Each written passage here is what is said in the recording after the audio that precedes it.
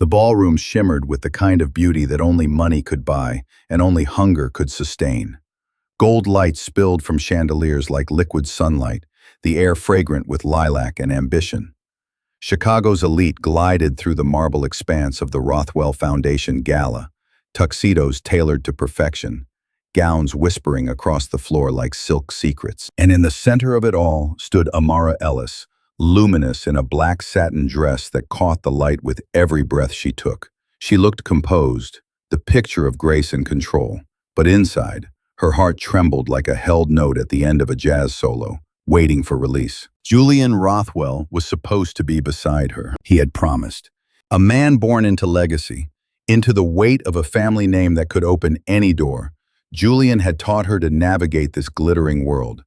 He'd whispered that she belonged here, that her brilliance had nothing to do with birthright, that love could rewrite lineage. That night, Amara had believed him. She had believed in the impossible, until the moment the impossible turned on her. A sudden hush rippled through the crowd. Conversations faltered, laughter softened. Across the marble expanse, under an arch of white roses and flashing cameras, Amara saw him. Julian, her Julian, tall, assured, devastating in his white dinner jacket. He leaned close to Celeste Voss, the city's favorite philanthropist, the face on every magazine cover, the woman whose life seemed made of light. Celeste laughed, a crystalline rehearsed sound, and tilted her head. Julian's lips brushed her neck. It was tender, familiar, intimate. The champagne glass slipped from Amara's hand and shattered against the marble floor. The sound was small compared to the roar in her chest. For a suspended moment, the entire room seemed to hold its breath. She could feel every eye turning toward her, whispers blooming like cracks in glass. Julian's gaze lifted. Their eyes met. There was no guilt there, no shock, just calm acknowledgement. He smiled, a polite, practiced smile, as though this were all inevitable, as though breaking her heart was a formality. Amara turned and walked away. Her heels struck the marble in steady rhythm. 1, 2, 3, a heartbeat forced into composure. She passed beneath arches lined with flowers, past laughter and string music, out through the great doors into the February cold. The night air hit her like baptism. Chicago glittered around her, skyscrapers mirrored in the river, taxis gliding through puddles of light.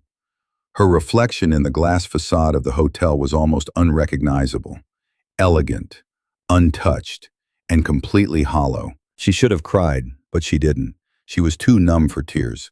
The betrayal was too clean, too deliberate. In the silence of the street, she thought about how far she had come, from a Detroit neighborhood that most of these people had never stepped foot in, from nights studying finance under the hum of streetlights that flickered like promises about to die. She had climbed her way into this world through brilliance and bone-deep determination. She had believed that love was the final door she'd earned the right to open. But here she was, standing outside that door, locked out once again. The city's wind caught her hair, carrying whispers of jazz from a nearby lounge, the kind her father used to play when life was too heavy to speak. She thought of him then, of his words the night she left home. If they ever make you feel small, baby girl, remember, you come from music, not silence. Inside the hotel, applause broke out. The gala continued. The wealthy toasted to their own reflections, while the woman they had quietly erased stood alone beneath the gray Chicago sky. Amara inhaled, the cold burning her lungs, her chest tightening, not from heartbreak, but from clarity. She had spent years learning their rules, their manners, their language of quiet condescension. She'd mastered it all, and still, they had never meant to let her belong. The realization didn't break her. It forged her. She walked to the river's edge and stared at the frozen surface. The city lights danced on the ice, fractured, brilliant, defiant. Somewhere deep inside her, a slow fire began to burn. Not the fire of vengeance, not yet, but of transformation, the heat of something new being born from ruin. In the coming days, the tabloids would call it a scandal. They would name Celeste the city's new queen and Amara the woman who had flown too close to the sun. They would speculate, analyze, move on.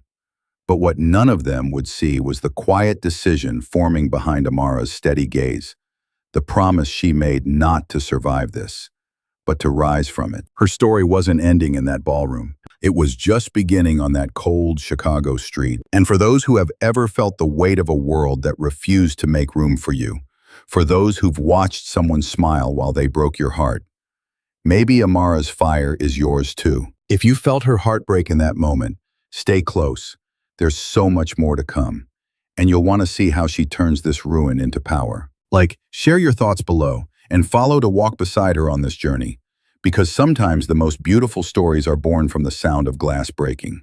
Long before the glass shattered in that ballroom, before the champagne turned bitter on her tongue, Amara Ellis had learned what it meant to be uninvited. Detroit had been her beginning, a neighborhood of cracked sidewalks, gospel harmonies, and the hum of dreams stitched together by survival. Her father, Charles Ellis, played the saxophone at a downtown jazz bar where the ceiling leaked when it rained. Her mother, Elaine, taught literature at a public high school, her voice gentle yet firm enough to silence a room full of restless teenagers. Together they gave Amara two gifts, rhythm and resilience. When other children fell asleep to lullabies, Amara fell asleep to her father's music, low, aching notes that rose and fell like prayers. He told her once, as they sat on the fire escape watching the skyline glow faintly beyond the factories, "The world won't always clap for you, baby girl. Sometimes you've got to play your own encore." She believed him. At 15, she was already outpacing her teachers, not from brilliance alone, but from hunger. A hunger to prove she could transcend the walls that boxed her in. Her mother's old students called her Professor Ellis because she argued about everything: politics, poetry, possibility. She never knew when to stop dreaming, and that, Elaine said, was her greatest strength and her greatest curse. When the scholarship letter from Northwestern arrived, Amara cried on the kitchen floor. Not because she doubted she'd earned it, but because it was the first time she saw a door open and realized she had no one to walk through it with her. Her parents were proud, but proud in the way people are when they know pride won't make goodbye easier. Chicago was only 5 hours away, yet it felt like another world, colder, whiter, polished to perfection. The students in her economics lectures wore cashmere scarves and family names like armor. Amara wore determination. She worked nights at a campus cafe, memorizing balance sheets between coffee orders, her apron pockets stuffed with flashcards. Every morning she arrived in class exhausted and radiant with purpose. She didn't have a trust fund, but she had something rarer: vision. By 23, she graduated top of her class and was recruited into Ardent Capital, a boutique investment firm known for molding prodigies into sharks. The interview panel had smiled at her politely, their eyes flicking from her resume to her face, as though trying to reconcile brilliance with background. One of the partners asked, "You've come a long way from Detroit, Miss Ellis. What makes you think you can swim in deeper waters?" Amara smiled, the kind of smile that held both grace and defiance. "Because I've already survived drowning," she said. They hired her the next morning. Her first year at Ardent was a blur of fluorescent lights, sleepless nights, and silent battles. She was always the first to arrive, the last to leave, her notebook filled with ideas the firm was too cautious to consider. She spoke in the language of numbers but thought in rhythm, the pulse of risk, the harmony of return. She knew the market like musicians know tempo, instinctively. Her colleagues admired her work but kept their distance. The men congratulated her intellect but never her presence. The women smiled tightly, assessing her as both threat and anomaly. And Amara, too proud to complain, kept her chin lifted and her heart guarded. That was when Julian Rothwell entered her life. He was the heir apparent, not to a throne, but to a dynasty. His family had built banks before her ancestors were allowed to open accounts in them. Handsome in that easy, entitled way of men born into comfort, Julian carried himself as if the world had always applauded for him. Yet when he spoke to Amara for the first time in the elevator, his voice was unexpectedly soft. "You're Ellis, right? The strategist who caught the Zurich fund error." She nodded. "I read your analysis," he said, smiling. "You see patterns where most of us just see noise." It wasn't love then, not even attraction. It was recognition, like two musicians hearing the same key in a room full of static. He began stopping by her office to ask for her thoughts on portfolios that didn't need her insight. He brought her coffee, the way some men bring roses. Slowly, the walls she'd built between intellect and intimacy began to blur. Julian invited her into rooms she'd once only passed from the outside. Charity galas, art auctions, the city's hidden sanctuaries of power.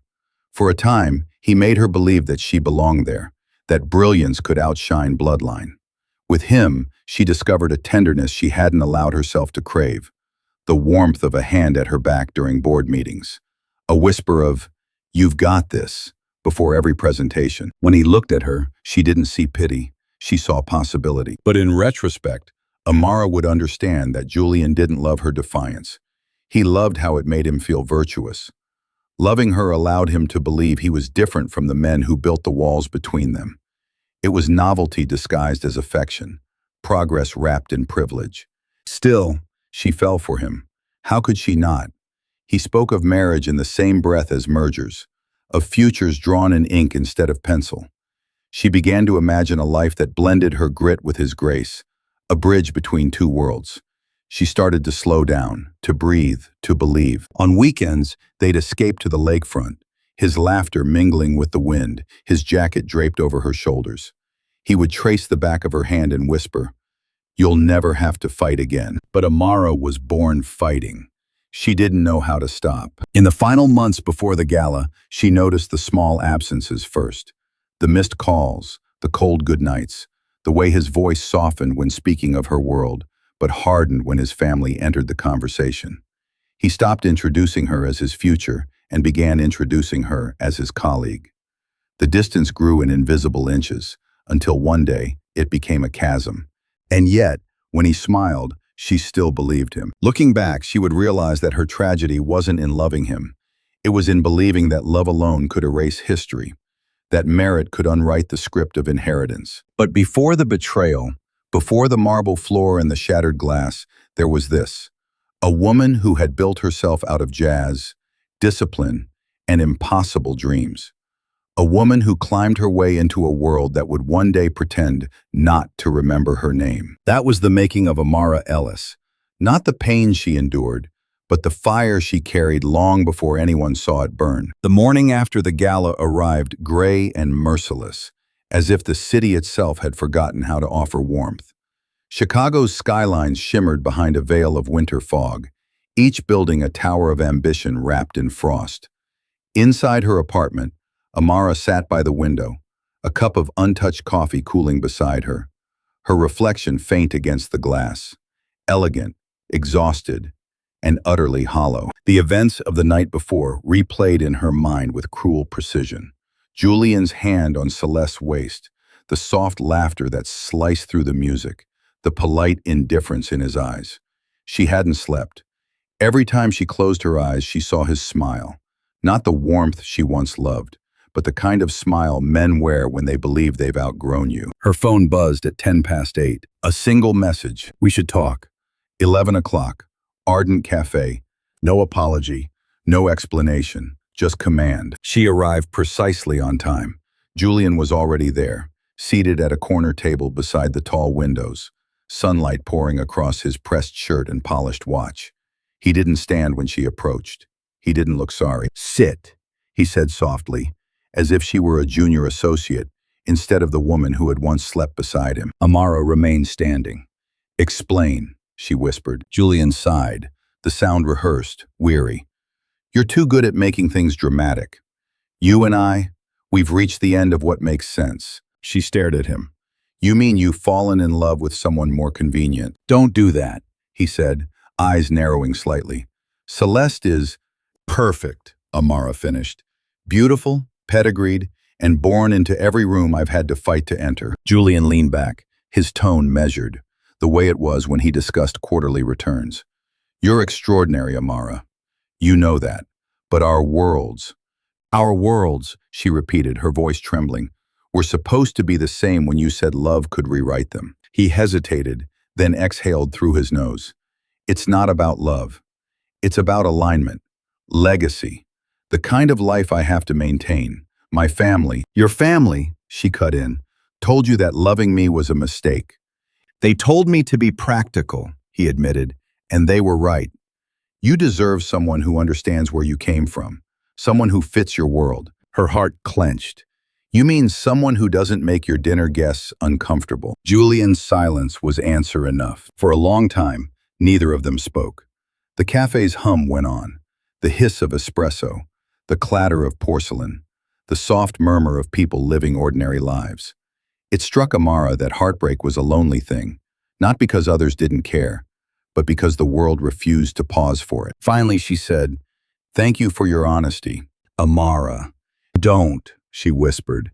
"If you say you care, I might still believe you." She turned and walked out before he could respond, her heels clicking like punctuation marks across the polished floor. Outside, the wind clawed at her coat. She didn't look back. For days, she moved through her life like a ghost. Her colleagues avoided her eyes. News of Julian and Celeste had spread through the firm faster than the flu.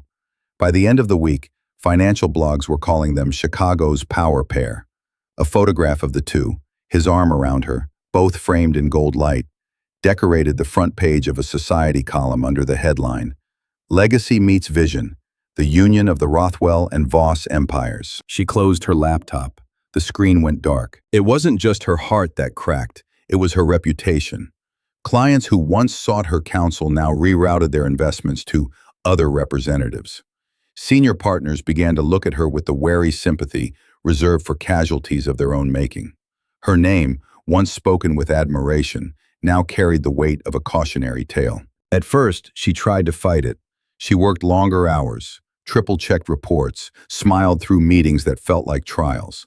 But it was like stitching silk over a wound that refused to close.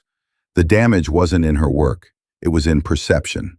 To them, she had become the woman Julian left behind. 2 weeks later, her supervisor, Thomas Avery, summoned her to his office. The view stretched over the frozen lake, all brilliance and distance. He didn't meet her eyes as he said, "The Rothwell account's been reassigned." They requested it personally. Her stomach dropped. "On what grounds?" Thomas hesitated. "Conflict of interest. They believe continued association could complicate matters." "Complicate," Amara repeated, the words sour in her mouth. "You mean humiliate," he sighed. "I'm sorry, Amara. It's politics, nothing personal." But everything was personal. That night, she walked the riverfront until her feet ached. Snow flurries spun through the air, catching in her hair like fragments of stars. The city pulsed around her, indifferent, immense, alive, while she felt smaller than she ever had before. When she returned home, Naomi was waiting with takeout and quiet eyes. "Eat," Naomi said, setting the boxes on the table. "You can mourn him tomorrow." "I don't think I'm mourning him," Amara whispered. "I think I'm mourning who I was when I believed him." Naomi's gaze softened. "Then let her rest. You'll need her strength later." Amara managed a small smile. "You sound like my mother." "She sounds wise," Naomi replied. The next morning, Amara stood before her mirror. Her reflection was familiar yet foreign. The same features, the same poise, but something had shifted behind her eyes. She saw the outline of a woman undone by love, yes, but not destroyed by it. There was still a pulse beneath the pain, faint but steady. She went to work. She sat through meetings where her name was barely spoken. She endured the whispers that followed her through glass corridors. And every time her heart clenched, she reminded herself that pain was temporary, but clarity was permanent. Julian's betrayal had dissected more than a relationship. It had exposed the anatomy of ambition, how easily admiration turned to resentment, how quickly brilliance was dismissed when it no longer served a narrative. Amara had entered his world believing love could be a bridge. Instead, it had been a scalpel, cutting away illusion, privilege, pretense, until only truth remained. And though that truth burned, it also illuminated, because in the quiet aftermath of her unraveling, she began to understand something profound. She had lost Julian, but she had also lost the last illusion that she needed someone else's world to define her worth. The dream had been dissected, yes, but beneath the ruin, a new heartbeat stirred. Not a dream borrowed from someone else's legacy, but one that belonged entirely to her. For 3 days, Amara barely moved. The curtains stayed drawn, the air heavy with the faint scent of rain and forgotten coffee. Outside, Chicago's skyline glittered like a world she no longer belonged to, a place of boardrooms, power luncheons, and laughter that no longer had her name in it. Inside her apartment, silence had become a living thing. It pressed against her skin, filled her lungs, settled in her chest like dust. She sat on the edge of her bed in the same black slip she'd worn the night she came home from the gala, its silk now wrinkled and cold. The city's sounds filtered faintly through the windows. Sirens, wind, distant music from a passing car. The world had not stopped, though hers had. She hadn't eaten, hadn't showered. Her phone buzzed on the nightstand every few hours. Messages from her mother, missed calls from Naomi, but she couldn't bear to hear the sympathy in their voices. She didn't want to be pitied. She wanted to forget. On the third morning, the knock came. 3 sharp raps, steady, unyielding. Amara ignored it, curling tighter into herself. But Naomi Brooks was not the kind of friend who waited for permission. The spare key turned in the lock, and a rush of cold air swept into the apartment along with her. Naomi stood in the doorway, tall and commanding even in her thrift store coat, her hair pulled into a loose knot that framed a face too wise for its years. She scanned the room, the untouched takeout boxes, the open laptop casting dim blue light, the wilted flowers on the counter. "Good God, Amara," she said softly, walking forward. "You look like heartbreak built a monument and forgot to take it down." Amara blinked at her, voice hoarse from disuse. "Go home, Naomi." "I'm fine." "Fine," Naomi repeated, her tone flat. She crossed the room, pulled the curtains open in one swift motion. Sunlight cut through the gloom like a blade, flooding every corner, cruel and brilliant. Amara flinched, covering her eyes. "Don't," she whispered. "Please." "No," Naomi said.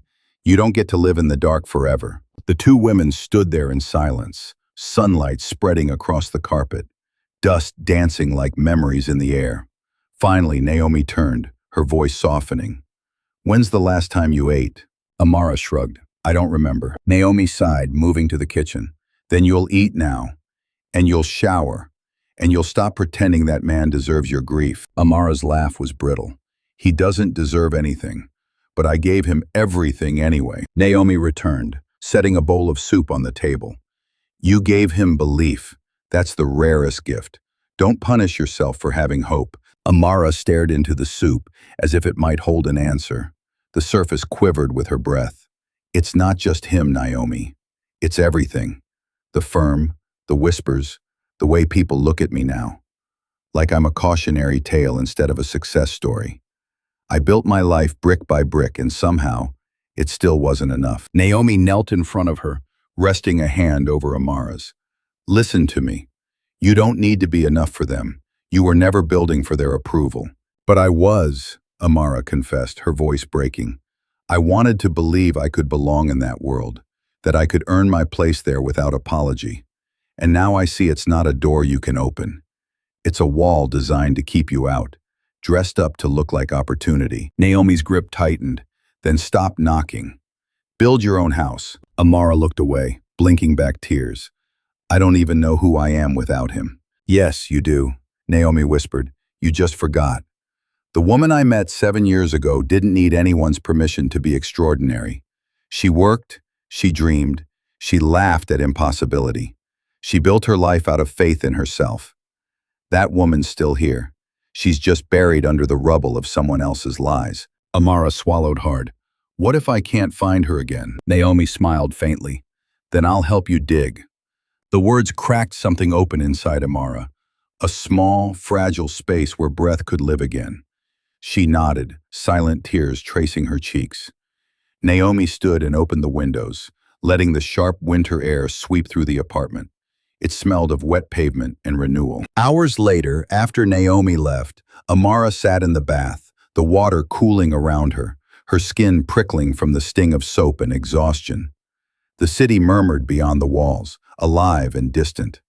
She closed her eyes and tried to remember the woman Naomi spoke of, the girl from Detroit who believed in herself before anyone else did. She saw flashes, her father's saxophone glinting under bar lights, her mother's hands grating papers by candlelight during power outages, her own laughter echoing through a narrow apartment filled with dreams. That girl had not disappeared. She had only been silenced. When Amara rose from the bath, her reflection in the mirror startled her. The fatigue was still there, the sorrow too. But beneath it, something faint and fierce had returned. A spark in her eyes that no amount of heartbreak could extinguish. She dressed in fresh clothes, made tea, and opened her laptop. The screen glowed like a small sun in the dark. Emails filled her inbox, some impersonal, some cruelly curious. She ignored them all, clicking instead on a blank document. The cursor blinked, waiting. For the first time in weeks, she allowed herself to imagine a future that didn't revolve around Julian Rothwell or the world that had turned its back on her.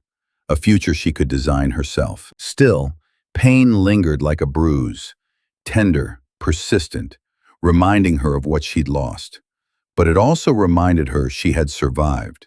That was something. Outside, snow began to fall, soft and silent, covering the city in white. She watched it drift past her window and thought about how strange healing was, how it didn't come like dawn breaking, but like snow, quietly, persistently, changing everything while the world wasn't looking. For the first time in 3 days, Amara turned off the lights before bed, not because she feared the dark, but because she no longer needed it to hide. And though the room remained dim, somewhere deep within her, a new kind of light had begun to form.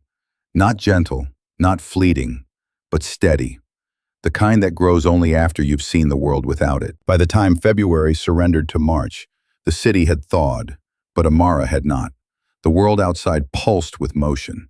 Buses sighing along wet streets, river ice cracking into glittering fragments. Yet she moved through it with a stillness that felt deliberate. Something inside her was changing, quietly, but irrevocably. She had spent weeks rebuilding small routines, running along the lakefront before dawn, drinking coffee without the sting of memory, answering Naomi's texts with sentences longer than a single word. But beneath that slow rhythm of healing, another pulse had begun. Sharper, urgent, alive. The kind of heartbeat that whispered, "Do something with this pain." And one morning, she did. Amara walked into Ardent Capital's glass-walled office tower, wearing a navy suit that fit like conviction. Heads turned as she passed. Some looked away in discomfort. Others watched with curiosity, like spectators at a storm they didn't understand. She carried no notes, no rehearsed apology, only an idea she'd spent sleepless nights perfecting. Her supervisor, Thomas Avery, looked up from his desk when she entered. "Amara," he said, startled. "I wasn't expecting." "I need 15 minutes, she said. He hesitated. "The partners, I'm not asking, I'm telling you, set it up." Something in her tone left no room for refusal. Within an hour, she stood in the firm's executive conference room, that high-altitude chamber of mahogany and marble where ambition came to be measured and money decided its loyalties. 5 men sat across from her, their suits the color of storms, their eyes polished and patient.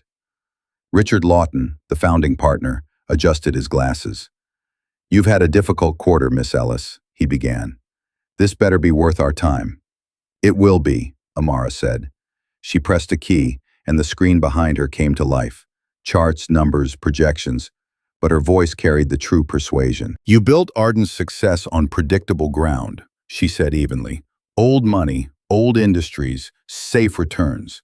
But safe doesn't change the world, and it doesn't save it. We're standing in an age of disruption, and we're still playing by rules written by men who died before Wi-Fi existed." One of the partners arched a brow. "And your solution?" "A new fund," she said, pacing slowly. "A high-risk, high-return venture capital arm, focused entirely on minority-led startups in the Midwest. Businesses ignored by traditional investors, not because they lack potential, but because they lack pedigree. We call it the FIRE plan." "Fire," someone muttered. "That's certainly dramatic." Amara smiled faintly. "Fire transforms. It burns down what's obsolete so something new can grow. That's exactly what this market needs." They exchanged skeptical glances. "And who would manage this fund?" Lawton asked. "I would," she replied. The room went still. "Miss Ellis," another partner said carefully. You're proposing we hand you millions to gamble on untested founders with no track record. With no privilege, she corrected gently. There's a difference. I'm not asking for sentiment. I'm asking for vision. I've spent my career analyzing markets everyone else overlooked. I know what untapped potential looks like, because I've lived it. That silenced them for a moment. Lawton leaned back, studying her. You're confident. I'm right, Amara said. Give me 6 months and 5 million. If it fails, I'll walk away. But if it works, and it will, you'll have a blueprint for the future of finance. Lawton's gaze didn't waver. 5 million, he said slowly. 6 months. No support. You'll report directly to me. And if you fall short, your position here ends permanently. Amara nodded once. Agreed. When she left the conference room, her pulse was a drumbeat in her veins, fear and exhilaration intertwined. She had bet everything on a dream conceived in heartbreak, and the risk thrilled her. For the first time since Julian, she wasn't reacting. She was creating. That night, she sat by her window overlooking the river, a bottle of wine untouched beside her, her laptop open to a blank spreadsheet. The city glowed beneath her like molten glass, and she began building her future one cell at a time. The FIRE plan wasn't just a strategy, it was a declaration. You cannot erase me if I own the game. Days blurred into nights. She devoured research, scanned reports, called entrepreneurs across state lines, people building small miracles from nothing. A tech startup in Cleveland run by two sisters who coded in their garage. A sustainable agriculture company in Milwaukee, founded by a Black veteran with a vision for urban farming. Every conversation left her breathless. Their hunger mirrored her own. She poured everything into the project. Her friends saw less of her. Sleep became optional, and food became fuel. But the exhaustion felt holy. Purpose had replaced pain, and it demanded her devotion. In April, she presented her first potential investment, a fintech firm in Atlanta creating mobile banking systems for underserved communities. The proposal met resistance. Thomas shook his head. Too niche, he said. Too volatile. Too visionary, she countered. The partners approved the investment reluctantly, perhaps expecting her to fail fast and quietly. But 3 weeks later, the company announced a partnership with one of the largest regional banks in the country. Their valuation tripled overnight. When the email confirmation arrived, Amara didn't smile. She exhaled, slow and steady, as if releasing years of held breath. She forwarded the report to Lawton with a single line.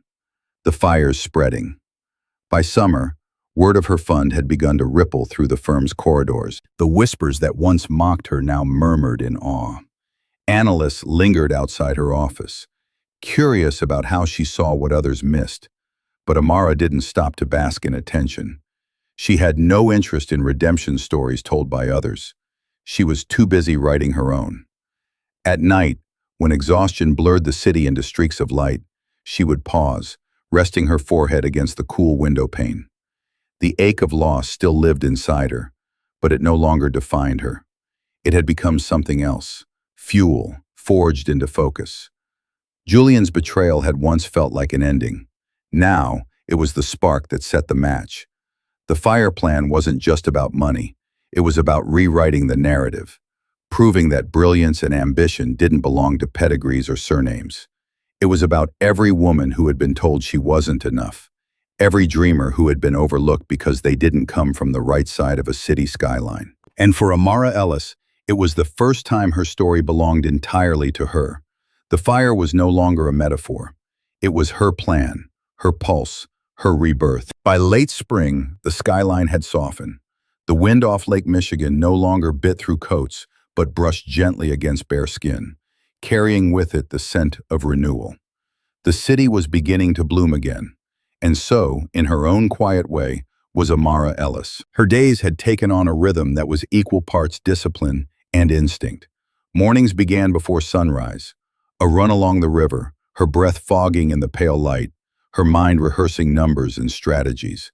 Then came the hours inside Ardent Capital, where glass walls reflected her resolve, and every decision seemed to echo louder than before. The fire plan had started as an act of defiance, born from heartbreak and the need to reclaim herself. But now, it had become something purer, a calling. Her first investment, Astropay, the fintech company in Atlanta, had exceeded every expectation. Its young founders, two women barely in their 30s, called her one night in tears after securing their landmark deal with a national bank. "You believed in us when no one else would," they told her. Amara had smiled quietly, her eyes glistening. "That's what fire does," she said softly. "It spreads." The success made her a subject of cautious fascination inside Ardent. Some partners still doubted her. Others watched with a grudging kind of admiration.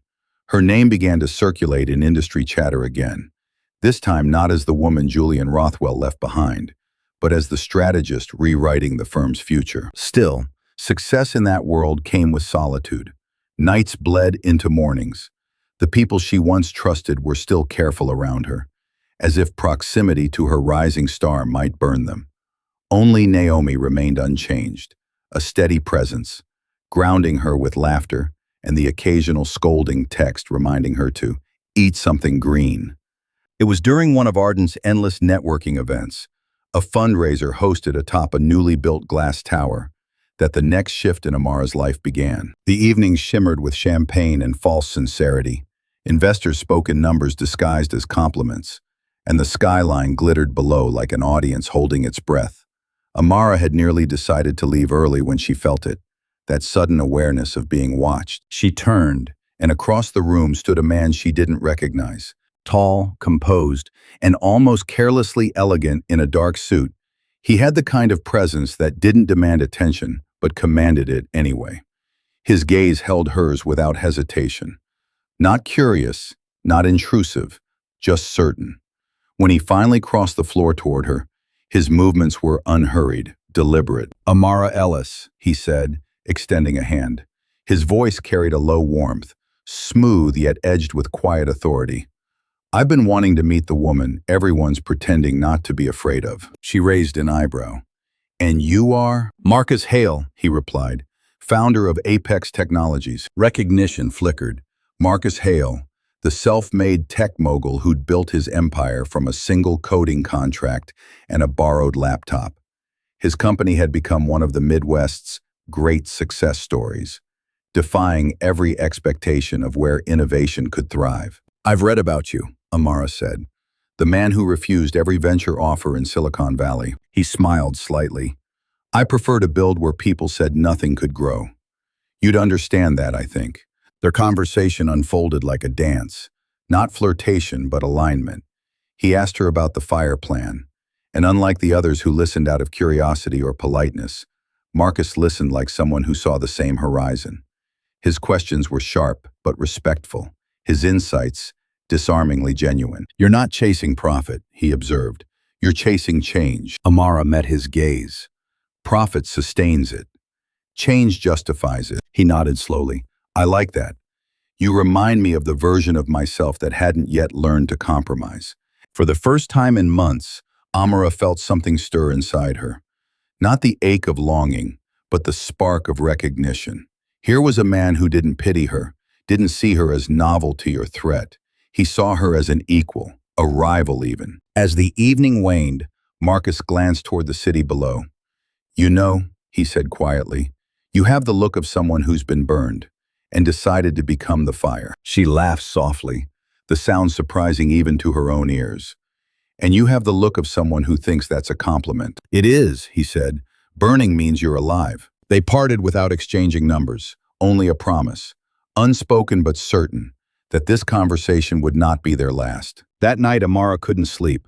The city outside her window glimmered in restless gold, and her mind replayed the cadence of Marcus's voice, the steadiness in his eyes. He wasn't like Julian. There was no performance in him, no pretense of rescue. If anything, he saw her not as someone to save, but as someone to stand beside. Days later, his name appeared in her inbox. Coffee. No suits. No small talk. She smiled. Tomorrow, 9 a.m. Their meeting was nothing like the polished affairs she was used to. A quiet cafe tucked into a cobblestone street, the scent of roasted beans and rain. Marcus arrived early, dressed simply, his sleeves rolled, his smile unguarded.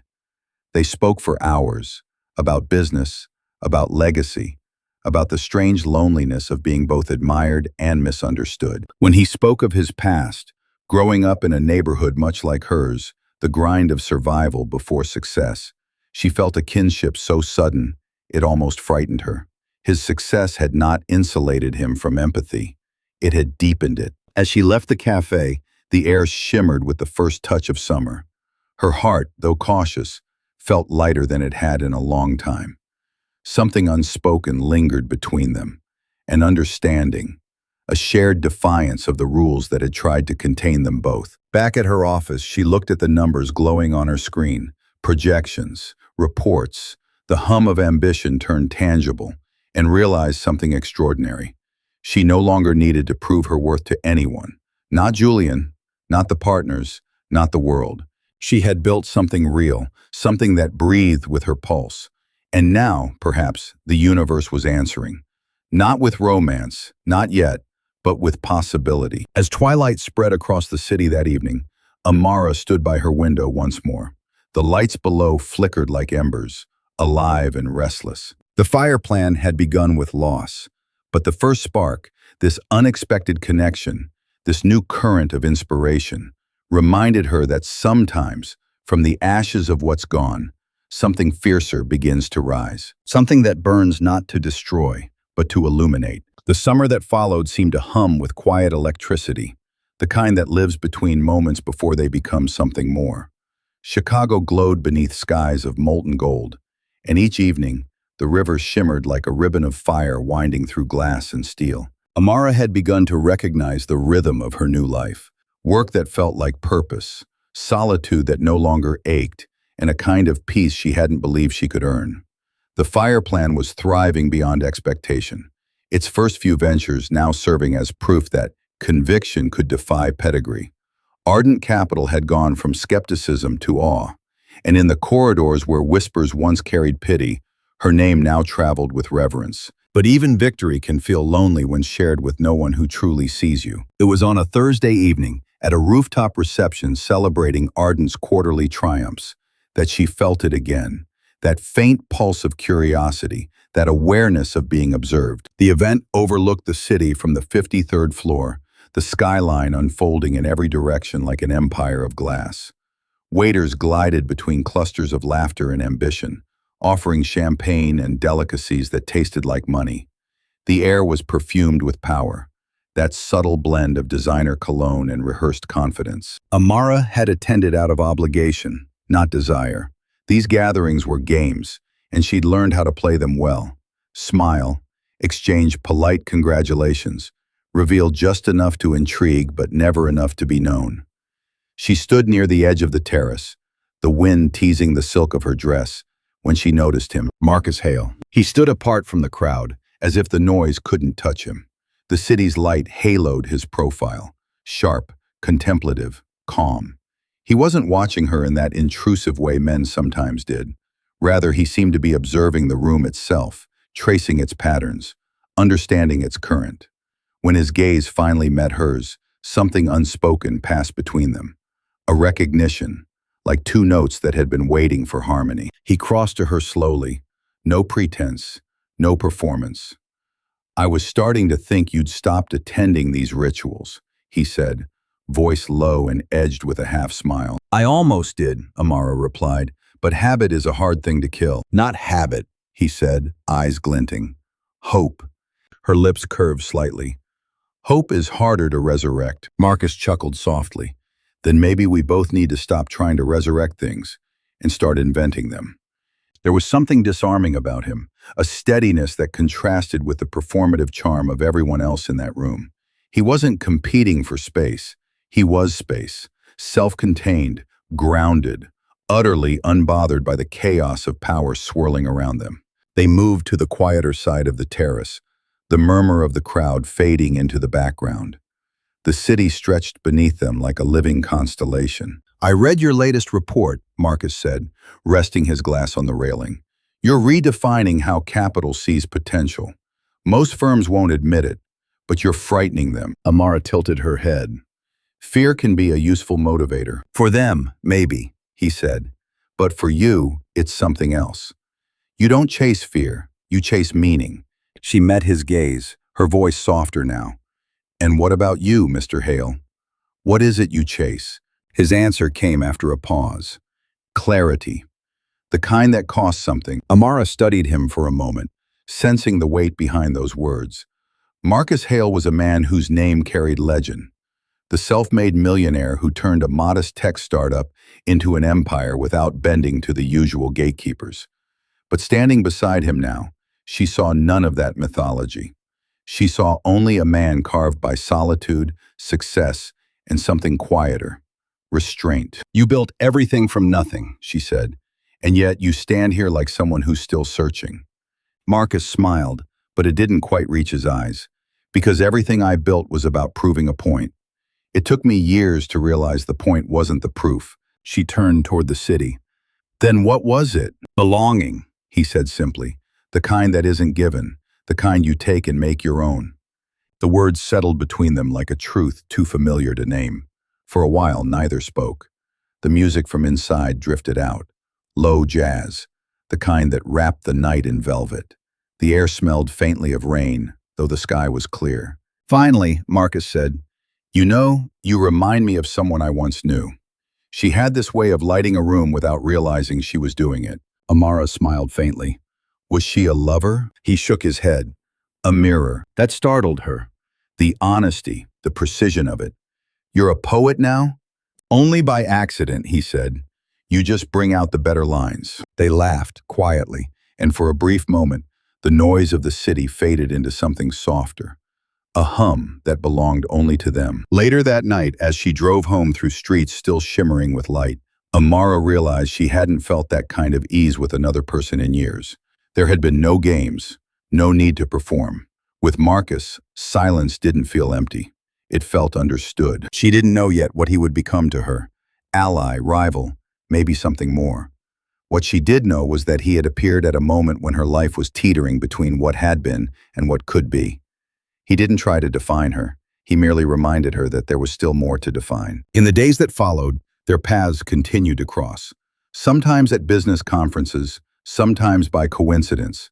Sometimes because coincidence is just destiny disguised.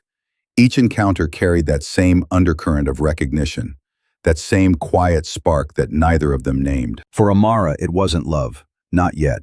Love, she'd learned, could be a trap dressed as salvation. This was something else entirely. This was two fires circling each other, cautious, powerful, waiting to see whether they would merge or burn the world around them. And though she didn't say it aloud, she knew this much to be true. In a city built on power and pretense, Marcus Hale was the first man in years who stood at the edge of the room and made her want to walk toward him. The envelope arrived on a Thursday. It was a soft cream color, the paper thick, the handwriting elegant, the kind that came from generations of etiquette lessons and old money. No return address, just her name, written with precision. Miss Amara Ellis. She stared at it for a long time before touching it, as though contact alone might let it burn her fingers. When she finally tore it open, the scent of lavender and arrogance drifted out. Inside lay a card embossed with gold lettering. Julian Rothwell and Celeste Voss request the pleasure of your company at their wedding celebration. For a moment, she simply stared. The words blurred, the lines bleeding together, though she didn't cry. Her body was perfectly still, but the silence in the room turned deafening, the kind of silence that presses against your chest until it becomes a sound. He had actually sent it. The man who once whispered about building a future with her, who once said love was their rebellion, had now made her humiliation official, engraved and perfumed. Naomi found her later that evening, sitting on the floor of her apartment, the invitation spread across the coffee table like an autopsy. You're not thinking of going, Naomi said. Amara looked up. Why wouldn't I? Because it's madness, because it's masochism, because there are easier ways to bleed. Amara exhaled, the sound thin. He expects me to hide, to be a ghost in the city we once built together. If I don't go, he wins. If I stand in that room, if I can look him in the eye and not break. Then what? Naomi interrupted, her voice gentler now. What do you win, Amara? Amara hesitated. Myself, she whispered. Just myself. Naomi sighed, kneeling beside her. You don't have to prove you're healed by standing next to the man who wounded you. Maybe, Amara said softly, but I need to know that I can. The days leading up to the wedding felt like walking through fog. She went to work, she met clients, she even smiled.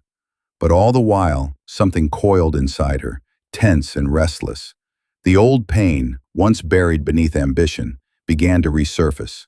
Not sharp, but steady, like an echo. The wedding was to be held at the Palmer House Hotel, a grand monument of marble and chandeliers, the same place where generations of Chicago's elite had celebrated their legacies. Fitting, she thought bitterly. It was the same kind of room where Julian had first betrayed her. Golden, public, merciless. The night before the ceremony, she stood before her mirror for a long time. Her reflection looked almost unfamiliar, her eyes deeper, her poise colder, her beauty sharpened by the scars of what she'd endured. There was no trace of the girl who once believed love could conquer legacy. This was a woman tempered by fire. She chose her dress with intention, not to impress, but to reclaim. A sleek gown of midnight silk that hugged her frame like a secret, its back open just enough to reveal strength, not vulnerability. The color made her skin gleam, the fabric moving like liquid shadow. When she walked into that ballroom, she would not be invisible. She would be the storm they had pretended to outrun. The next evening, as she stepped out of the car and into the grand lobby, every sound seemed amplified. The clink of crystal, the flutter of laughter, the quiet hum of an orchestra tuning up. Her heels clicked against marble, and for a fleeting moment she felt like she was walking straight into the heart of her past. Inside, the ballroom was a spectacle of excess. Gold drapes framed towering windows, candles flickered along mirrored tables, and a sea of polished guests shimmered under chandelier light. Celeste, radiant in white, glided from one circle of admiration to another, every movement measured, every smile curated. Then she saw him, Julian. He looked almost exactly as she remembered, composed, magnetic, perfectly in control. But as his eyes met hers, something faltered. A fraction of a second, barely visible to anyone else but Amara saw it, the flicker of recognition, of something he thought he'd buried. She did not look away. Their gaze held, suspended, until Celeste touched his arm and drew his attention back. Only then did Amara turn, the faintest smile curving her lips.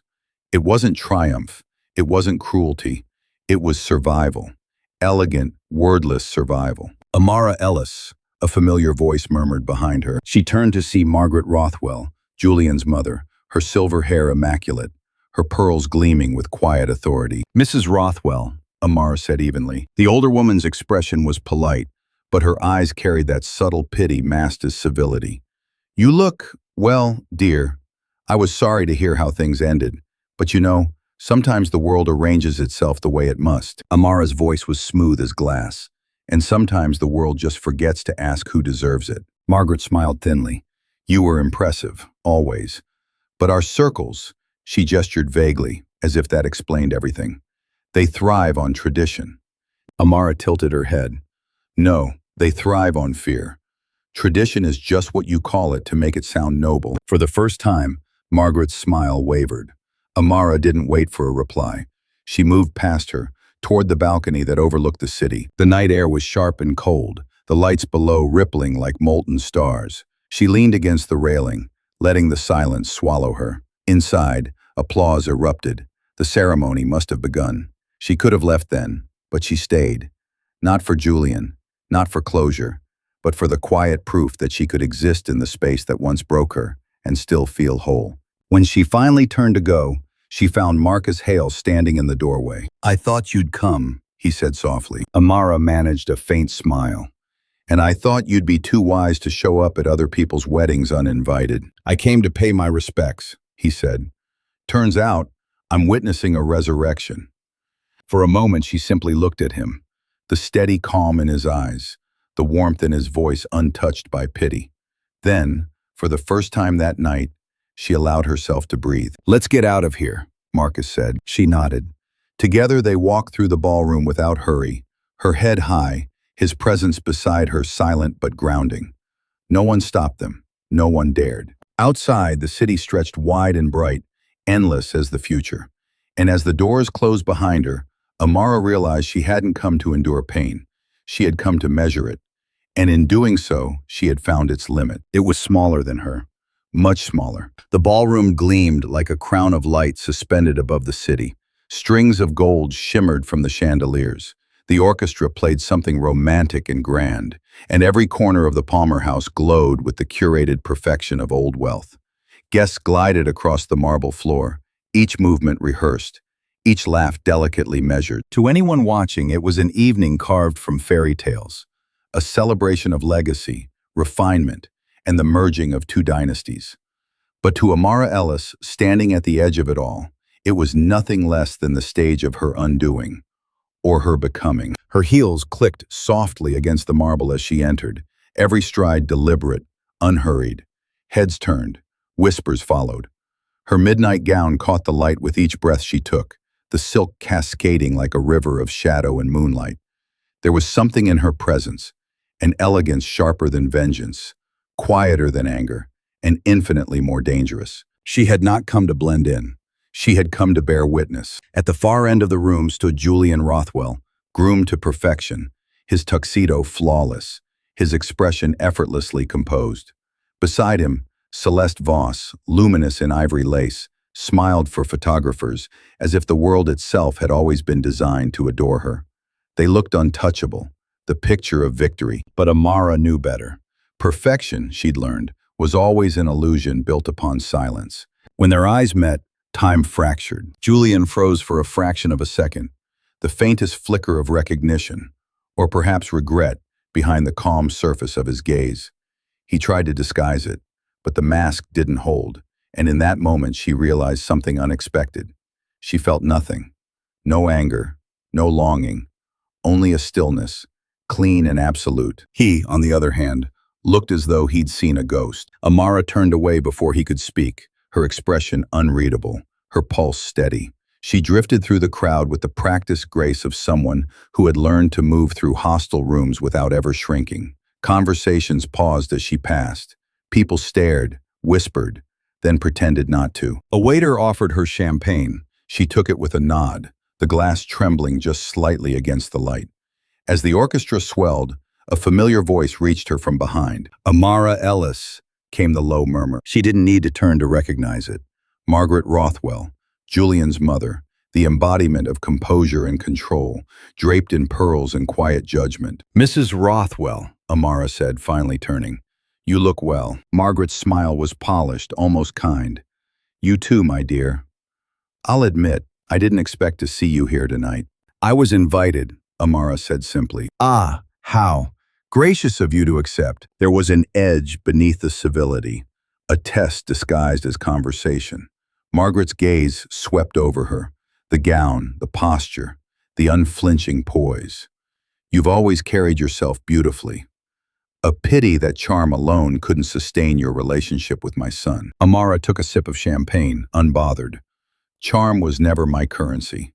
Perhaps that's why we didn't last." Margaret's smile faltered, but she recovered quickly. "Julian made the right choice, you know. Celeste understands the world he comes from. She doesn't try to change it." Amara's voice was soft but clear. "No, she just helps him pretend it isn't built on exclusion." A brief silence hung between them, the kind that bruises pride. Then slowly, Amara leaned in, her tone almost tender. "You've mistaken your cage for a throne, Mrs. Rothwell. That's not legacy. That's fear dressed in gold." Margaret blinked, and for the first time, she had no reply. Amara stepped away, leaving the older woman standing in a silence that reeked faintly of defeat. The orchestra transitioned into a waltz, and couples filled the floor, a sea of motion and pretense. Julian and Celeste moved to the center, their steps flawless, their smiles painted on. Cameras flashed. Amara watched, expression calm, until Julian's gaze found hers again mid-spin. His rhythm faltered, so slight, so quick, but enough that Celeste's hand tightened on his shoulder. In that single misstep, the facade cracked. She didn't gloat. She didn't smirk. She simply raised her glass toward him in a silent toast. Not to love, not to loss, but to truth. Then she set it down and walked toward the exit, every stride a quiet declaration of release. But before she reached the door, a voice stopped her. Amara. Julian stood behind her, breathless, his composure fractured. You shouldn't have come. She turned, calm as marble. You shouldn't have sent the invitation. He hesitated. You know I didn't. I know you allowed it, she said. Which is worse? His eyes softened, guilt flickering there like a faint light. It's not what you think. Amara smiled faintly. It never is it? But I don't need explanations, Julian. I just needed to see you, to confirm that I no longer need to hate you. He looked stricken. You still matter to me. Do I? She asked, her voice almost kind. Or do I just remind you of the man you were before you learned how to lie to yourself? He had no answer. The silence between them was thick, heavy with everything unspoken. Love, loss, the ruin of what could have been. Finally, she said, Congratulations, Julian. You've built the life you always wanted. Polished, predictable, painfully perfect. I hope it keeps you warm. Then she walked away, leaving him in the doorway, surrounded by everything he'd chosen, and haunted by what he hadn't. Outside, the night air wrapped around her like forgiveness. The city glittered below, alive and infinite. On the marble steps, Marcus Hale waited, his hands in his pockets, his presence as steady as the skyline behind him. I was wondering when you'd come out, he said quietly. Amara exhaled, a faint smile touching her lips. It's over. Marcus studied her face, not searching for tears but for truth. No, he said. It's begun. For a moment they simply stood there, the soft hum of the city rising around them. Then Amara looked back at the ballroom, at the golden light spilling through its tall windows, and felt nothing but distance. Inside that room, the past still danced, but out here, under the open sky, something new waited. It wasn't love yet, and it wasn't revenge. It was something cleaner, the weightless calm that comes only when a wound stops defining you. Amara Ellis turned toward the night, the sound of her heels fading into the hum of Chicago's heart, and behind her, the ballroom, once the center of her world, dissolved into nothing more than noise and light. The morning after the wedding, the city awoke to its usual rhythm, horns, footsteps, and the metallic hum of ambition rising with the dawn. But to Amara Ellis, everything felt eerily still. Her reflection in the mirror looked the same, flawless makeup, calm posture, eyes steady. Yet something fundamental had shifted inside her. She had stood in the gilded heart of her past and felt nothing. No tremor of pain, no spark of rage, only a strange, crystalline clarity. It wasn't healing, not yet. It was awareness, the moment before transformation, when the soul finally exhales what it has carried too long. She poured herself coffee and watched the steam rise like ghosted breath, her mind drifting to the man who had waited for her outside the ballroom. Marcus Hale. There had been something quiet but electric in his presence that night. He hadn't offered sympathy, only understanding.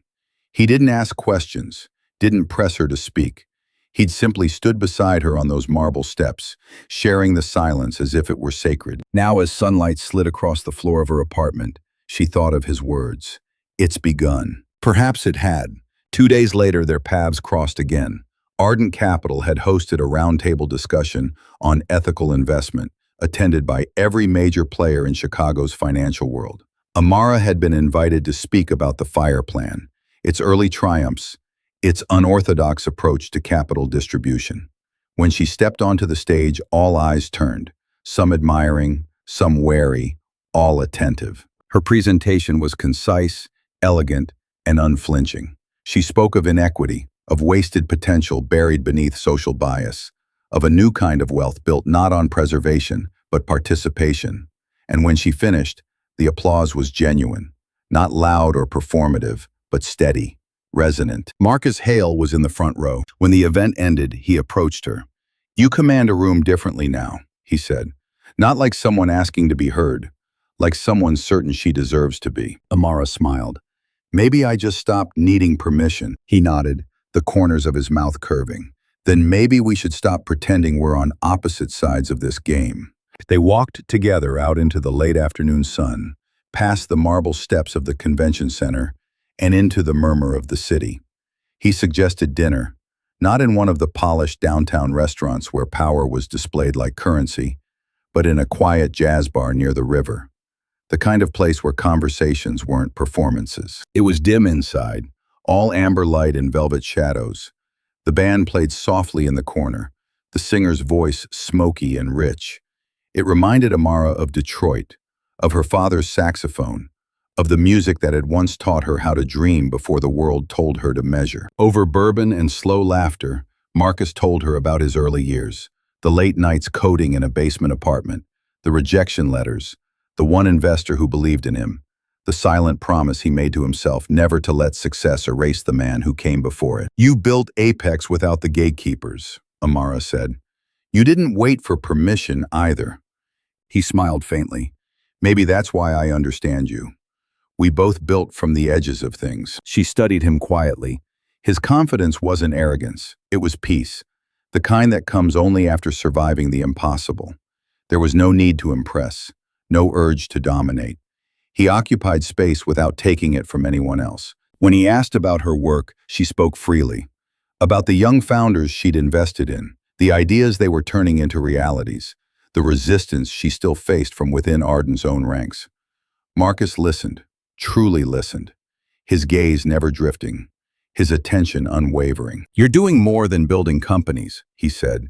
"You're rewriting power." Amara met his eyes. "And you're romanticizing spreadsheets." He laughed, low and genuine. "Guilty, but you make them sound like poetry." For the first time in a long while, she felt the subtle thrill of being seen, not for what she'd endured, but for what she was becoming. When they stepped outside later, the city was bathed in silver light. The rain had just ended, leaving the streets glistening. They stood beneath a flickering street lamp, close enough to feel the warmth between them but not touching. "You know what I like about you?" Marcus said quietly. Amara arched a brow. "That I terrify your board of directors?" "That," he said smiling. "And the fact that you don't chase power. You generate it." His words lingered long after they parted. The following week, she received a call from one of her early investors, a woman named Evelyn Park, who wanted to expand the fire plant nationally. The opportunity was enormous, but so was the risk.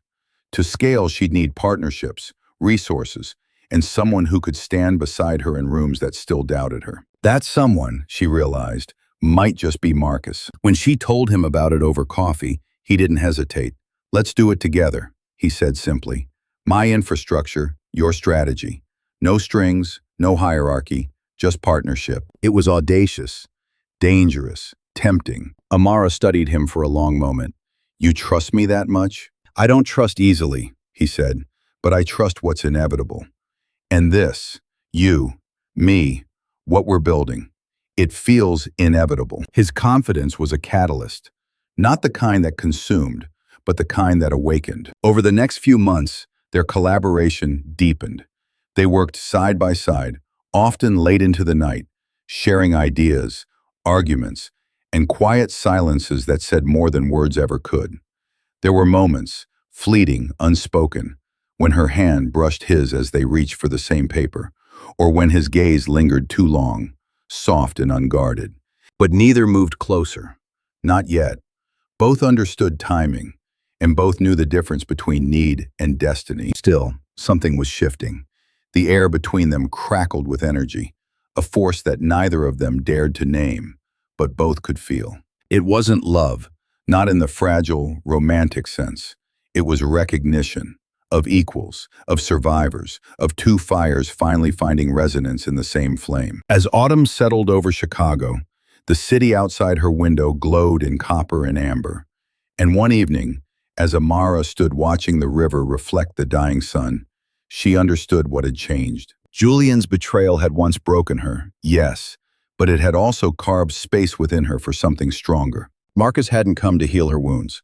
He had simply reminded her they were no longer bleeding, and that was the beginning of everything new. By the time autumn draped Chicago in rust and gold, the name Amara Ellis had become something that moved through the city like a quiet storm.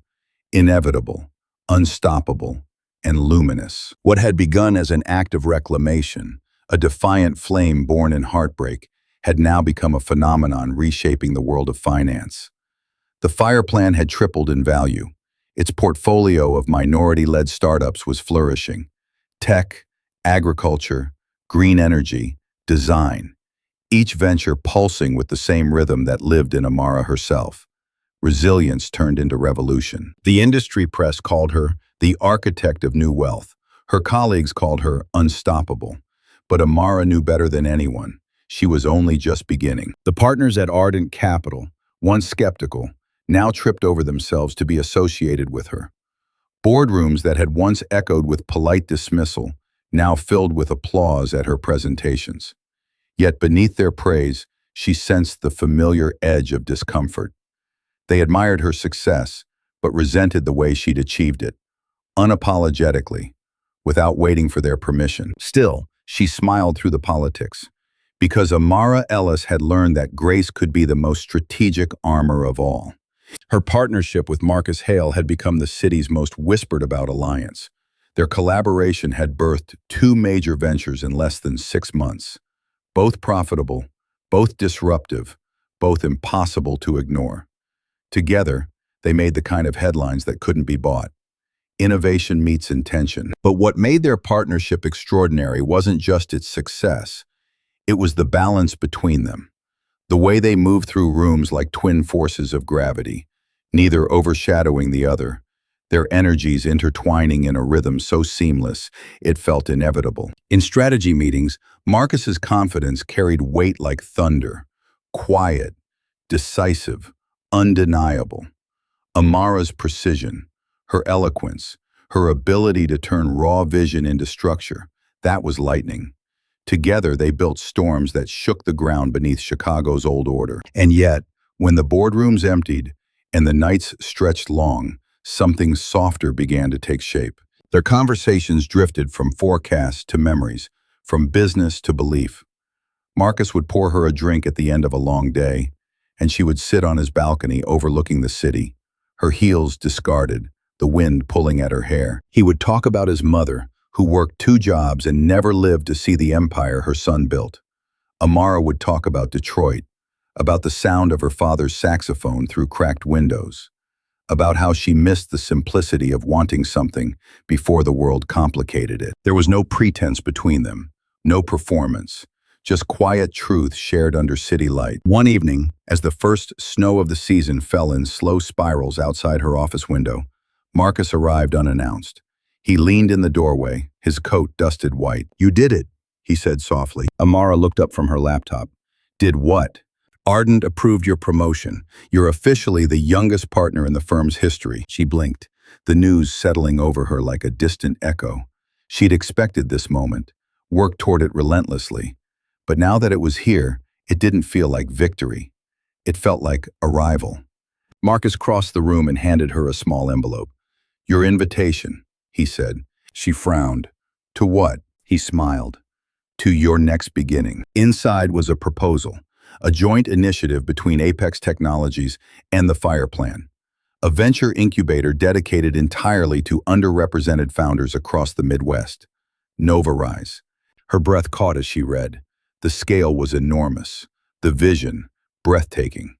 It wasn't just a business plan, it was a manifesto. "You think we can pull this off?" she asked, though her heart already knew the answer. Marcus's gaze held hers. "No," he said, "I know we can." In that instant, Amara understood what made him different from anyone she had ever known. Julian had seen her as a reflection of his own ambition. Marcus saw her as a mirror of her own greatness. She smiled. "Then let's build something the world can't ignore." And they did. The months that followed were a blur of motion and momentum. Nova Rise launched to both skepticism and awe. Investors who had once dismissed Amara's idealistic approach now clamored for entry. Marcus leveraged his network. Amara shaped the narrative. Together, they crafted a model that didn't just generate profit, it redefined purpose. Within 6 months, Nova Rise reached $250 million in managed assets. It became the fastest-growing venture fund in the Midwest, and the first to be led by 2 self-made executives. One woman, one man. both from worlds the establishment had once refused to acknowledge. The press couldn't stop talking about them. The Wall Street Journal ran a headline, "The future of finance is female and fearless." Meanwhile, Forbes declared Marcus and Amara Chicago's power pair, though neither of them used the word pair aloud. At least, not yet. There were nights when the distance between them narrowed, when silence turned heavy and electric. The air would shift, a hand brushing too long, a glance held too deeply. But both of them knew that what they were building was larger than desire. Timing was everything. And yet, there were moments when Amara caught his reflection watching her, not with admiration, but with something closer to reverence. And she wondered, quietly, if love could grow in the spaces left behind by ambition. On the night Novarise crossed its first 100 million mark, the team celebrated at a rooftop restaurant overlooking the frozen lake. Champagne flowed, laughter filled the air, and the city sparkled like it had been built just for them. As the night drew to a close, Marcus found her standing by the railing, the wind playing with the edges of her silk scarf. "Do you ever stop?" he asked gently. Amara turned to him, smiling faintly. "If I stop, I'll start to feel." He studied her, his voice low. "And what would you feel?" She met his gaze. "Everything I've kept buried since the day I decided to survive." For a long moment, neither spoke. Then Marcus reached out, brushing a snowflake from her hair, his touch barely there, fleeting and careful. "Then maybe," he said softly, "it's time to feel again." The city lights stretched endlessly behind them, golden and trembling. And in that moment, surrounded by all she had built and all she was yet to become, Amara realized that her rise wasn't about conquering anyone else's world. It was about creating her own, one fierce, flawless choice at a time. The girl who had once been dismissed as ambitious but naive was gone. In her place stood a woman who had not only risen, but redefined what it meant to. The world was watching now, but Amara Ellis no longer needed its approval. She was the fire, the architect, and the storm, and the horizon ahead finally belonged to her. Success, Amara had learned, was rarely the fairy tale the world imagined. It was not a crown, it was a mirror, reflecting both brilliance and the shadows it cast. By spring, Novarise Capital had become a symbol, not only of innovation, but of disruption. The fund's rapid ascent had sent shockwaves through Chicago's financial elite, unsettling a balance that had stood untouched for generations. For the first time, the city's moneyed circles were forced to acknowledge a truth they had long resisted. Power was changing hands, and one of those hands belonged to a black woman. Headlines celebrated her. Forbes, Bloomberg, Fast Company. They wrote about her vision, her courage, her defiance of the system. Magazine covers called her the future of finance. Television anchors described her as the woman who redefined legacy. And yet, beneath the glittering praise, the backlash began to hum. Soft at first, then steady. In private meetings, investors whispered that she was too visible. Anonymous op-eds questioned whether her success had been strategically amplified by social momentum. Commentators dissected her every move, every partnership, every photograph. And always, they mentioned Marcus. When the two of them appeared together at a tech summit in San Francisco, presenting a panel on ethical wealth, the press framed it not as a collaboration of visionaries, but as a spectacle. The power duo of modern capital, genius or PR mirage, one headline read. Another asked, is Marcus Hale the mind and Amara Ellis the face of Novarise? Amara ignored the noise, or tried to. But late at night, when the city quieted and the windows turned to mirrors, she sometimes caught her own reflection and wondered, how many people saw the work, and how many saw only her silhouette against Marcus's? One evening, after a day of relentless meetings, she returned to her apartment to find Naomi waiting with takeout and a bottle of wine. "You look like you haven't exhaled in weeks," Naomi said, unpacking cartons onto the counter. "I haven't had time," Amara replied, shrugging off her coat. Naomi studied her for a long moment. "They're coming for you, aren't they?" Amara didn't answer. The silence was enough. "You knew this would happen," Naomi continued gently. "You climbed their ladder, Amara, but you didn't just reach the top. You replaced the view. They don't forgive that easily." Amara leaned against the counter, her hands trembling slightly. I thought the work would speak for itself. It does, Naomi said. They just don't like the language. The words hung heavy between them, and for the first time in months, Amara allowed herself to admit it. Visibility was not protection. It was exposure. Every triumph came with scrutiny, every choice with speculation. Even her partnership with Marcus, once a sanctuary of mutual purpose, had begun to draw its own storm. She and Marcus were inseparable in the public eye. Their synergy, once effortless, had become a story the media couldn't resist. The beautiful strategist and the brilliant mogul, power twined with possibility. And though neither of them had ever defined their bond, the world did it for them. Every glance became a headline, every shared laugh a rumor. The pressure built slowly, like heat beneath glass. At a charity gala one evening, they were photographed on the terrace, Marcus leaning close, whispering something that made her laugh. The next morning, the image appeared everywhere. Romance in the boardroom? Marcus had found it amusing. Let them speculate, he said lightly. We'll keep building. But Amara's expression had tightened. That's easy for you to say. You don't get reduced to someone's reflection. He studied her quietly. You think that's what they're doing? I know it is, she said. They'll call you the mind and me the muse, no matter how much I've built. Marcus took a breath, the humor fading from his eyes. Then let them talk until they choke on their own noise. You don't owe them silence just because they don't understand your power. His words were meant as comfort, but Amara heard the flaw. He didn't understand what it cost her to be visible in a world that still struggled to see her fully. The tension didn't break them, but it changed the air between them. A fragile awareness of the line between admiration and resentment, protection and pride. In the following weeks, things grew more complicated. A major client withdrew from Novarise, citing public image conflicts. Another insisted on clearer leadership roles, their tone polite but pointed. And then, one morning, an article appeared in the Financial Ledger. Novarise under fire. Allegations of mismanagement and favoritism. It was thinly sourced and entirely false, but the damage was immediate. The market whispered, investors hesitated, and beneath it all, Amara recognized the invisible fingerprints, the same network of men who once aligned with Julian Rothwell, pulling strings from shadows. Julian himself hadn't resurfaced publicly since his marriage's quiet unraveling, but she could feel his world stirring, that old circle of privilege and preservation, threatened now by the empire she had built. The irony wasn't lost on her. She had spent years proving she belonged in their world, and now it was trying to erase her again. Only this time, she wasn't alone.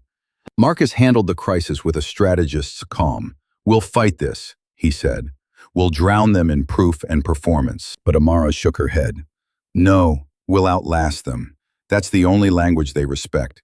In the weeks that followed, she did exactly that. She moved through press conferences with composure that felt carved from steel. She doubled down on her work, expanded partnerships, and let her results roar louder than any rumor. And slowly, the tide began to turn.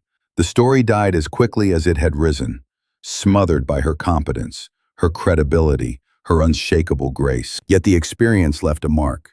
Not visible, but deep. Amara had always known that power came with a price, but she hadn't realized how high the cost of visibility would be, how exposure could feel like both victory and violation. One night, long after the headlines had faded, she stood alone in the office, overlooking the river.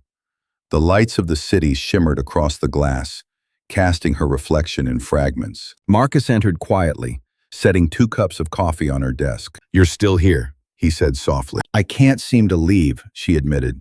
It feels like if I stop moving, it'll all collapse. He stepped closer, his voice low. You built this on something stronger than fear. It's not going anywhere. Amara turned to him, and for the first time in weeks, she let the exhaustion show. Do you ever get tired of fighting? He looked at her for a long time before answering. Only when I forget what I'm fighting for. Something in his tone made her chest tighten. He wasn't talking about business anymore. She didn't answer. Not with words. Instead, she reached for his hand, and for one brief, impossible moment, the world outside the glass walls disappeared. The city could keep its headlines, its noise, its endless hunger for spectacle.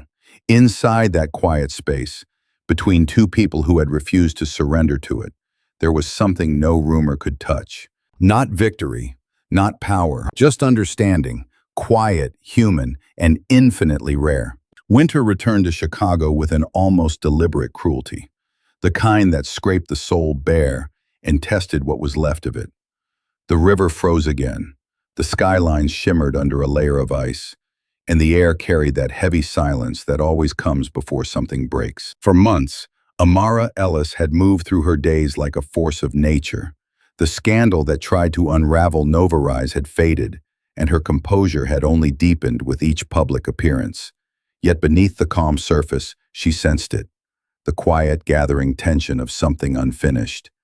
She didn't have to wait long for it to find her. It was late evening when the message arrived, a request for a brief, private meeting. The sender, Julian Rothwell. Her first instinct was to ignore it. The name alone felt like a ghost brushing against her pulse. But ghosts had a way of lingering until you turned and faced them. And so, the next morning, she agreed. They met in the lounge of the Langham Hotel, the same place where once, years ago, they had celebrated her first promotion. She arrived early, dressed in tailored charcoal gray, her hair swept into a knot. Every inch of her radiated restraint. When Julian entered, she noticed immediately how time had altered him. He looked thinner, paler, the precision of his grooming unable to disguise the exhaustion behind his eyes. The confidence that once rolled off him like cologne had curdled into something brittle. He smiled, but the gesture faltered halfway. "Amara," he said, as if her name still belonged to him. "Julian," she replied, her voice even. "You asked to meet. I'm listening." He hesitated before sitting. For a moment, neither spoke. The waiter approached, but she waved him away. Whatever this was, it didn't need the pretense of civility. Julian's fingers tightened around his glass.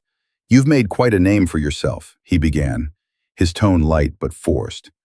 "Everywhere I turn, there you are. Panels, magazines, television interviews. You've become unmissable." "Visibility has its uses," Amara said. He laughed, but there was no humor in it. "You always did know how to turn pain into performance." Amara's eyes narrowed slightly. "Is that why you're here? To critique my resilience?" His mask slipped then, the charm giving way to desperation. "No," he said quietly. "I'm here because I need your help." That silenced her. Julian took a shaky breath. "Celeste's family, they're being investigated. Fraud, embezzlement, offshore accounts. It's a disaster. Her name is everywhere, and mine's attached to it. The firm's collapsing. Investors are leaving in droves. I don't know how much longer I can hold it together." Amara regarded him without a flicker of sympathy. "And what does that have to do with me?" "You have influence now," he said, leaning forward. "People listen to you.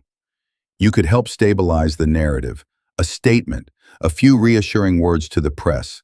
Something that says, I'm still credible." The audacity almost made her laugh. "You want me to fix your reputation?" "I want you to remember who I was to you," he said, voice breaking slightly. "We were good together once." Amara stared at him, and for the first time she truly saw him. Not the man she had loved, not the mentor she had admired, but the hollow shell left behind by entitlement. He wasn't here out of remorse, he was here out of habit. The reflex to reach for her when his world fractured. "Julian," she said softly, "you were never good to me. You were convenient to yourself." He flinched as though struck. "That's not fair." "It's the only fair thing I've said to you," she cut in. "You didn't love me, Julian. You loved the way loving me made you feel. Progressive, daring, virtuous. But when that illusion threatened your comfort, you traded it for a safer story." Her words landed like quiet thunder. Julian's hands clenched on the table. "You think I don't regret it?" he said, his voice cracking.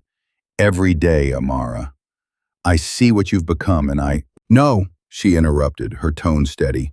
"You see what I always was. You just weren't brave enough to stand beside it." The silence that followed was heavy, absolute. Even the distant clinking of glassware seemed to fade. Julian's eyes dropped to his hands, his composure unraveling. "I lost everything," he whispered. "The company, the marriage, the respect. It's all gone." Amara studied him for a long moment before replying. "No, Julian. You didn't lose it. You traded it. You traded integrity for approval, truth for appearance, love for legacy. You made your choices, and now you're living them. He looked up at her then, eyes glistening. So that's it? After everything we were, she repeated, her voice cool and calm. We were a lesson, Julian, nothing more. He leaned back, defeated, the air seeming to leave him. You've changed. Amara's gaze softened, not with pity, but with a kind of final understanding. No, she said. I just stopped asking for permission to be who I am. When she stood to leave, Julian rose automatically, as though muscle memory had betrayed him. Amara, he said one last time, his voice barely above a whisper. Do you ever think about what could have been? She paused, her hand on the back of the chair, her reflection caught in the tall window beside him. Sometimes, she admitted, but then I remember what is, and I wouldn't trade it for any version of almost. She walked away without looking back. Outside, the cold air struck her face, sharp and cleansing. The city lights blurred in the distance, and she realized she was trembling, not from sadness, but from release. For years, Julian Rothwell had been the ghost in her narrative, the man who defined her turning point, the echo behind every triumph. But now, finally, that echo had gone quiet. She no longer needed to hate him, or forgive him, or prove anything through him.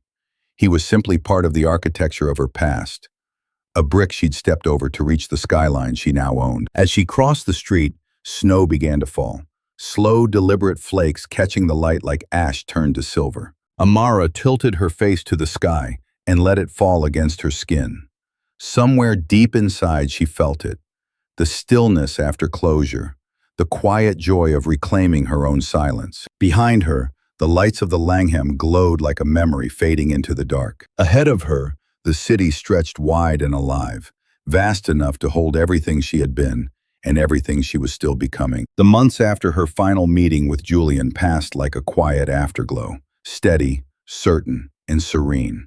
There were no more ghosts, no more reckonings, only the slow, deliberate building of something lasting. For the first time in her life, Amara Ellis no longer felt as though she was running from something. She was running toward it. Nova Rise Capital had matured beyond the noise of its early fame. The fund was no longer just a disruption. It was an institution, and Amara was its pulse. The portfolio had expanded across states, supporting more than 40 minority-led ventures in industries once closed to them. For each founder who had once been overlooked, she had built a bridge. For each barrier that had been invisible, she had made it visible, and then dismantled it. And at the center of it all stood Amara and Marcus, no longer bound by rumor or restraint, but by shared purpose. Their partnership had deepened into something that moved beyond the boundaries of business. It wasn't sudden, nor did it come with declarations. It unfolded like dawn, inevitable, gentle, and quietly miraculous. It began one evening in the Nova Rise headquarters, long after the others had left. They were reviewing a proposal from a Detroit startup, a small design firm aiming to renovate abandoned school buildings into art studios for underprivileged children. The project struck something deep within Amara, a faint echo of her own beginnings. You should see the place, Marcus said, leaning over her desk. Cracked walls, broken windows, but the light, it spills in like it's trying to remember what beauty feels like. Amara looked up from the papers, her gaze soft. You talk about buildings the way some people talk about people. He smiled faintly.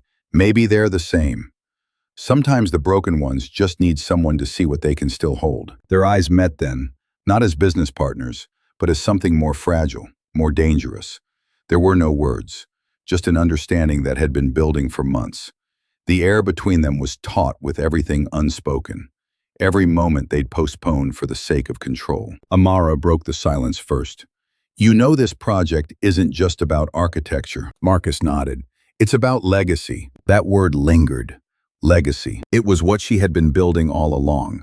Not just wealth, not even recognition, but permanence. Something that would outlive the noise, outlast the whispers, and remind those who came after that worth could never again be mistaken for privilege. Over the next few weeks, she and Marcus poured themselves into the Detroit project. They visited the city together, walking through the hollow corridors of the old school, their footsteps echoing against faded murals. The walls were marked with years of neglect, but the light, just as Marcus had said, was exquisite. "This is where it begins again," Amara murmured. Marcus turned to her, his expression unreadable. "You've come full circle, haven't you?" She smiled faintly. "No, I've just come home." The project broke ground that summer. It was the first of many, a network of creative and educational spaces across cities, once dismissed as forgotten. Each was designed not for profit, but for possibility. Each carried a plaque that read, "Built by those who refused to wait for permission." By the time winter returned, Novarise had doubled its assets and expanded internationally. Amara's name had become synonymous with transformation, whispered in boardrooms, taught in classrooms, celebrated in communities that finally saw themselves reflected in her success. And yet, for all the grandeur of it, Amara's pride rested in quieter things. The letters from young entrepreneurs thanking her for believing in them. The photographs of children painting in those restored classrooms. The slow realization that she had done more than win. She had changed the language of power itself. Still, amidst the triumph, there were moments of quiet reflection. Nights when she stood at her window overlooking the Chicago skyline, wondering what legacy truly meant. It wasn't just about what she built, she realized, but who she became while building it. One evening, as snow began to fall again, Marcus joined her on the balcony outside her office. The city below gleamed silver and still. "You've created something bigger than both of us," he said softly. Amara shook her head. "No, we created something that doesn't need us to survive. That's how I know it's real." He stepped closer, his breath visible in the cold air. "You know, when I first met you, you were fire, fierce, brilliant, untouchable. Now you're—" "Smoke?" she teased. He smiled. "Light, the kind that doesn't need to burn anymore." For a moment, silence settled between them, comfortable, infinite. Then, without hesitation, he reached for her hand. It was not an act of possession, but of recognition. The meeting of two souls who had fought the same war, and finally found peace on the same field. She didn't pull away. They stood there like that, hand in hand, watching the city that had once been their battlefield now resting under a blanket of peace. The world below kept moving. Cars, lives, headlines, but up there time stilled. Amara turned to him, her voice barely above a whisper. "Do you ever think about how strange it is, how pain can create purpose?" Marcus looked at her, his eyes soft with something that felt like forever. "Only every day." They didn't kiss. They didn't need to. The love between them existed in the quiet, in the shared breath, in the unspoken promise that whatever came next would be built on truth, not survival. As dawn crept over the horizon, the first light caught the edges of the glass towers, setting the skyline ablaze in gold. Amara watched it, her chest full, her pulse steady. She had once believed her story began the night everything shattered. But standing there now, with the city glowing beneath her and Marcus by her side, she understood. That was merely the prologue. Legacy, she realized, wasn't about what you left behind. It was about what you built while you were still here. The lives you touched, the worlds you dared to imagine, the fire you passed on so others could see in the dark. And as the sun climbed higher, warming the glass and steel of a city forever changed by her hand, Amara Ellis smiled. Her name had once been a question. Now it was an answer. It was a night suspended between past and present, the kind of evening that seemed to fold time in on itself, where memory and reality danced so closely that one could no longer tell which was leading. The Whitmore Foundation Gala glittered once again beneath its chandeliers. The same ballroom, the same marble floors, the same fragrance of champagne and wealth, soft laughter and carefully measured lies. But this time, everything, absolutely everything, was different. The last time Amara Ellis had stood in this room, she had been invisible, a guest tolerated, not welcomed, a woman made small in the shadow of a man who mistook her brilliance for ornament. That night had ended in humiliation, a glass shattering like the sound of her heart breaking. And yet here she was again, years later, walking through the same doors, not as anyone's date, not as a whispered name or a novelty, but as the keynote speaker, the guest of honor, the architect of the very change this room had once resisted. As she stepped into the ballroom, the crowd shifted, conversations quieting, heads turning, whispers blooming like ripples across water. Cameras flashed, capturing the poise that had become her armor, the smile that had become legend. She was dressed in deep gold, not the gold of vanity, but of dawn, a color that announced her presence without apology. Her hair, her posture, the stillness of her gaze. Every detail spoke of command earned, not given. At her side walked Marcus Hale in a charcoal tuxedo that carried no arrogance, only quiet certainty. He wasn't her escort. He was her equal, her ally, her chosen counterpart in both creation and history. When their eyes met, the connection was unspoken but absolute. They didn't need to hold hands. Their alignment was already visible in the way the room rearranged itself around their gravity. "Feels familiar," Marcus murmured, his voice low enough that only she could hear. Amara smiled. Familiar, but not the same. She made her way through the crowd. Senators, CEOs, and socialites, all the names that had once seemed unreachable, and each one turned toward her with something close to reverence.